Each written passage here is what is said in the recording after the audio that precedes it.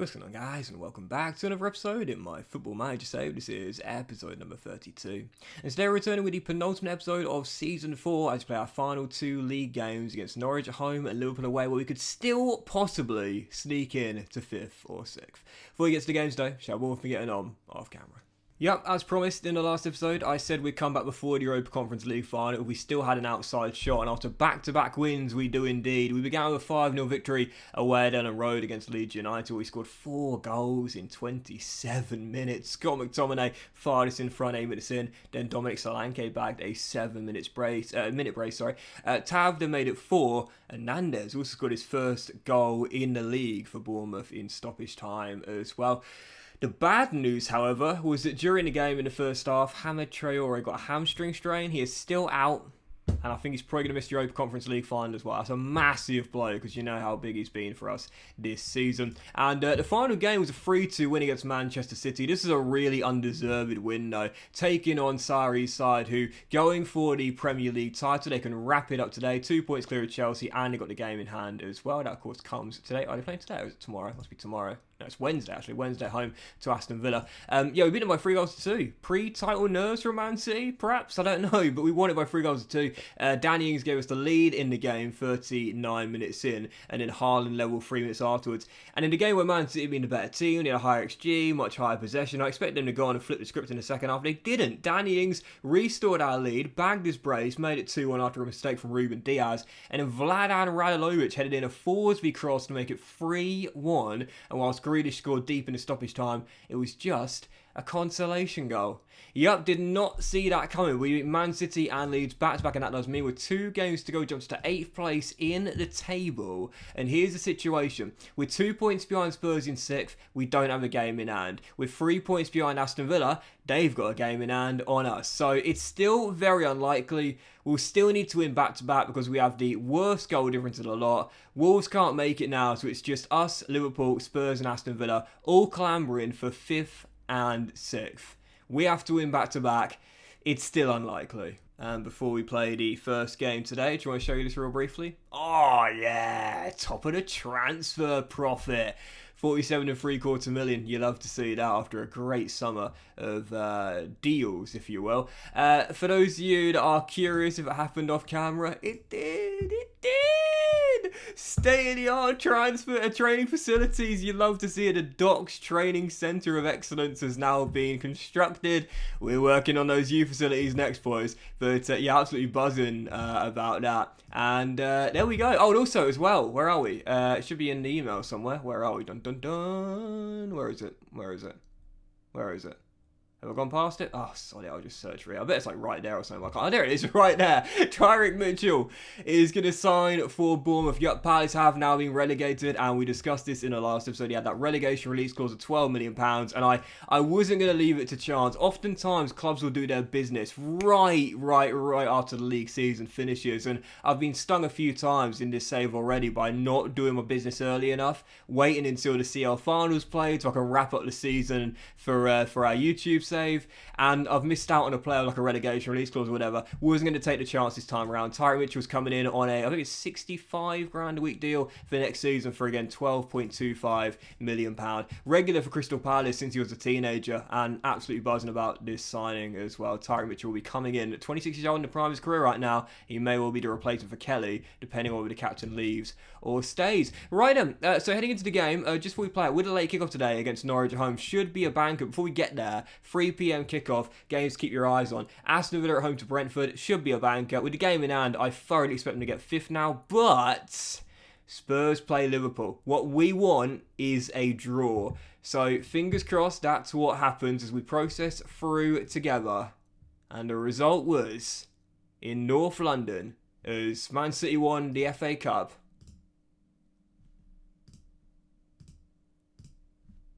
4-0 Spurs. Okay. That's probably the worst result we could have had because we still got to play Liverpool and Spurs have practically done it now. We'll need to win back-to-back and Spurs will need to lose on the final day against Leeds away. To be fair, it could be a tricky one, but that is the worst result it could have been. I've had my joy winning that Carabao Cup. I can't ask for too much more. Right then, first of 2 games. We'll keep our belief till the final day at least. Taking on Norwich here. Win this game. We still have an outside shot, but we must win. Otherwise, it is over today. So, heading into the game. Going to take Metham off because he's not really ready. Nanders as well. This will be our team. 4-3-3. And again, right now, Traore, the only player down with that hamstring strain. He got in the 5-0 win at Ellen Road. He might make it back. No promises, that's all I'm going to say. So, heading into the game, 4-3-3. By the way, the chances have changed a bit during the season. I really should show you again what they are right now. So, we're playing at a slightly higher tempo. We're playing fairly narrower and in transition as well, distributing quickly as well. But the out of possession has changed quite a bit. We dropped our defensive line to standard. We're not conceding as many goals now from balls over the top. And that is that. So 4-3-3, George is in goal. Back 4 is Kelly, Zabani, Garza and Aaron to Scott, McTominay, Radulovic through the middle. Batarina and Romero are on the wings and Solanke is up top. Oh, is this his final game at the Vitality? I think it might be, you know. I think it might be. Because I still can't offer him a new contract. This might well be Solanke's final game with the Vitality. Bow out of a hat-trick, please, mate. On it's Travers, Pereira, Doyle, Blanco, Forsby, Cook, Anthony, Tavernier, and Ings as well. First 2 games, Norwich own. We have to win to have even the slightest of chances of making 5th or 6th. Come on, you cherries. During the start of the season, Norwich went on this incredible run where they were like in 2nd place. They won like 6 of their first 7 games or something stupid. They beat us 3-0 at Carrow Road. I remember that. Well, since then, they've struggled to replicate the first part of the season form as they now sit in mid-table. But the bottom 3 is all but set now. The only change can be Everton and Sheffield United. Although then again, did they... Actually, you know, I want to check the league table because Everton were 3 points behind, I think. I'll check the league table after this highlight. Anyway, 9 minutes in, first highlight is going to come to the Cherries as Radulovic finds Solanke. Out wide is Max, the former Canary himself. Nice crossfield to Batarina and Kelly to Scott. Romero's pulled up. Batarina's skied it, but Romero's pulled up. That's a worry. Tight calf. Okay, alright, I'll keep him on there for now. Oh, Everton beat Sunderland 3-1 and Southampton beat Sheffield United. So actually, the Blades are now going to the bottom 3. Everton's win over the Black Cats means now they're outside the relegation zones. That's an interesting one, the final day who goes down. Everton, as we know, tremendous talent there. There's quite a few players I wouldn't mind snapping up. Batarina, surely. Save, but Solanke! Well, was the flag up? No, it's going to stand.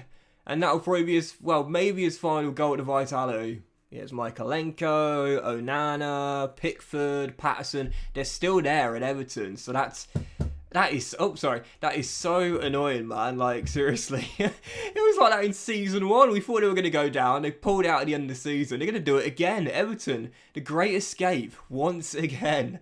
Unbelievable. 28 minutes in, though, we got our league. Can Norwich find their leveller? No. Calvin Steng's denied.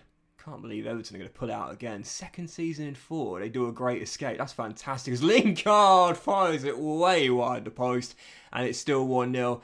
Again, a win does cut the gap on Aston Villa to 1, but don't forget they've got the game in hand. I'll be 2 behind Spurs as well. So we know destiny's out of our own hands. We just got to do our job, man. That's all we can do. Do our job. Keep the pressure on, and you just never know. 45 minutes, see this out, and we'll at least take it to the final day. It's been a rare, poor game from Batarina out there, so I'm going to shout to him from the touchline and fire him up. Come on, Martin. You're better than this, son.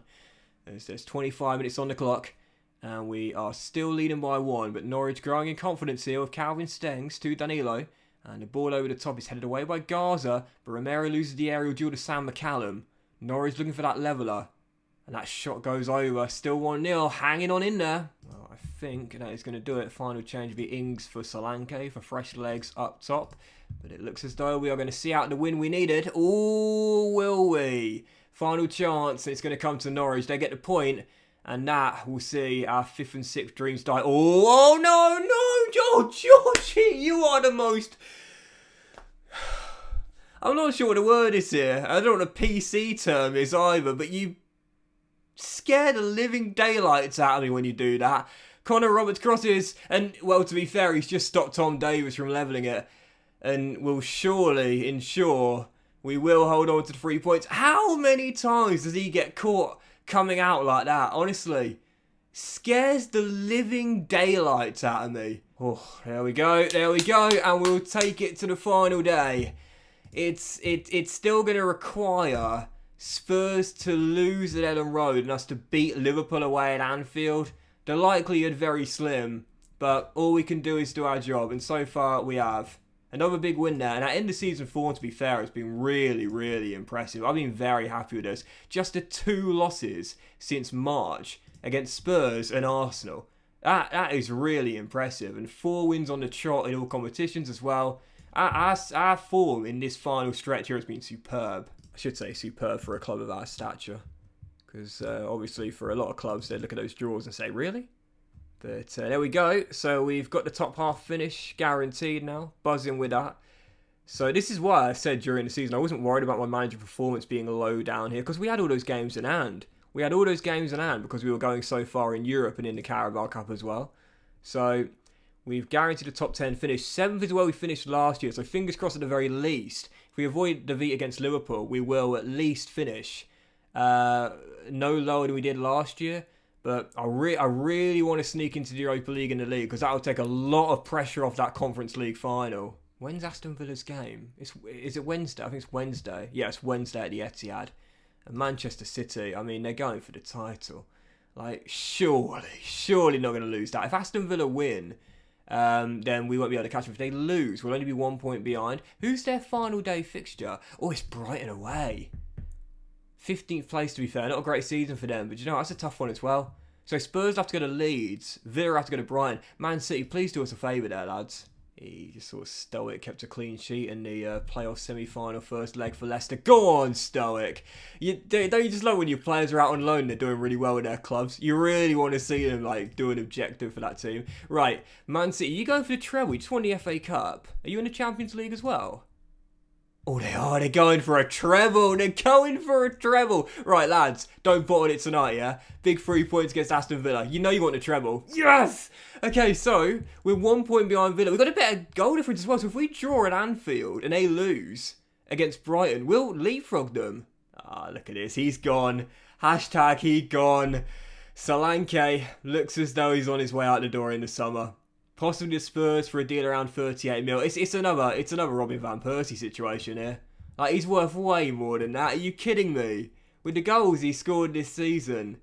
I mean, honestly, like, this dude has constantly been in the top 3 for goals. If it wasn't for the robot, this guy would have won a golden boot by now. Oh, man. I can't believe it, man. I'm absolutely gutted by this. Absolutely gutted. Ooh, 5 players called for the World Cup. Semenyo. God, he's got a call up. Go on, the kid. Still got a cap yet. Hope he gets at the World Cup. Solanke is going as well. Although he's still yet to add to the 1 cap. You've got Harry Scott not there. McTominay's going though, as is Hernandez as well. Okay then, right. Final game of the season. Liverpool away at Anfield. And again, we must win or get at least a point. And then Aston Villa will have to lose away at Brighton. So the situation is as follows. If we win, Aston Villa must match our result. If we draw, then we can't catch Spurs. But if Aston Villa avoid defeat, then we won't finish in the top 6.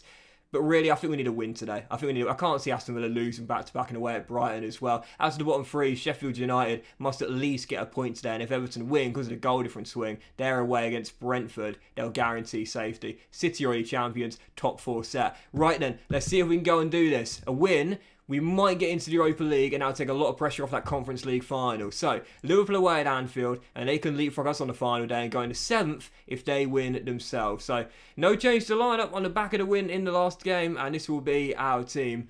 George is in goal. Back for is Kelly, Zabani, Garza and Aarons with Scott, McTominay and Radalovic in the middle. Batterino on the left, Romero on the right and Solanke up top. On the bench, Travers, Pereira, Doyle. In fact, you know what? Let's take Doyle off now and put Metham back on because he's fine. And also take Pereira off and Nandez as well. So we've got more cover in different positions. So, sorry, bench is Travers, Metham, Nandez, Blanco, Forsby, Cook, Anthony, Tav and Ings as well. Realistically, we must win on the final day to have any chance of finishing in a record high top 6 place. Come on, you cherries. Blimey, Liverpool are 20th in the form table. To be fair, they have been dropping quickly. I wonder why that is because their team is still absolutely sublime. It's still a really good team. Interesting. Very interesting. It's like they missed out on the top 4 place and they just thought, sod it, we're done for the season. Right. Come on, boys. Come on, boys. Again, we've got to win, but we still need... Oh, fuck. That is the worst possible start. Potential lower leg. Hopefully that's just a bruise. That's if he's out for the final, that's a massive blow. Let's bring on... I tell you what, let's bring on Lewis Cook. Because I like Lewis Cook to allow Scott to come further forward. He's a really good little anchor man, Lewis Cook. And McTominay forced. That's the worst possible start, mate. He's one of my most important players. God damn.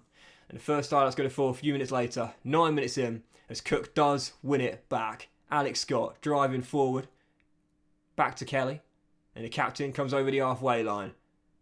And loses to Trent. Gaza. Radalovic. Baturina. Lovely ball. Romero. Oh, it's a cracking finish. Baturina has been the assist king this season. He's got another brilliant ball once again from Baturina. He is so good. And Romero gets into double digits this season, clips the far post and finds the back of the net. Despite McTominay going down early, as things stand, we're jumping into the top 6. But now it's all eyes on what's going on there at Brighton.